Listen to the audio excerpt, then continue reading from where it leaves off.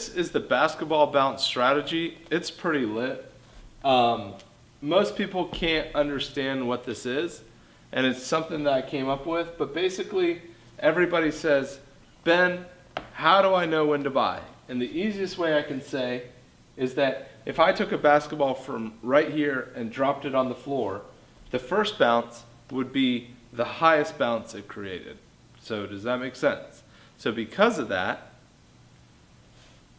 that first bounce is always your best bounce. So whether you're trading stocks, options, cryptos, anything, when something has had a big rally up and then it falls all the way back down and then it pauses for, like, let's say a few hours, and then it starts to go back up, that's the key part. If it starts to go back up, that first rally back up is going to be the biggest rally that you're going to get, but it might not go as high as the previous one.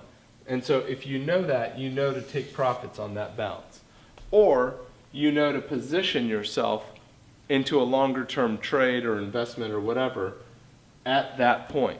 So here's where we go to the next point. So if that makes sense, where we go to the next point is, if that's your best bounce right there, what happens after a basketball bounces? Each bounce becomes smaller and smaller and smaller until it sits flat. So that would be like that, and that on a stock or a coin or wherever you want to trade is called consolidation. And because of the consolidation, you don't want to try to get in here. You want to try to get in on that first bounce and then let it consolidate so that it can continue going back the way it was going. And so that's the basketball strategy. And if we want to elaborate on that, we could say that, and we're going to talk about float and the amount of coins outstanding.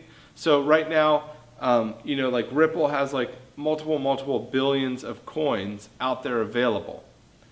But something like Arco, or I'm not even sure, Bitcoin has 21 million outstanding, Arco has like a couple million outstanding. You got a bunch of these coins that have very small coins outstanding. I would liken those to a bouncy ball.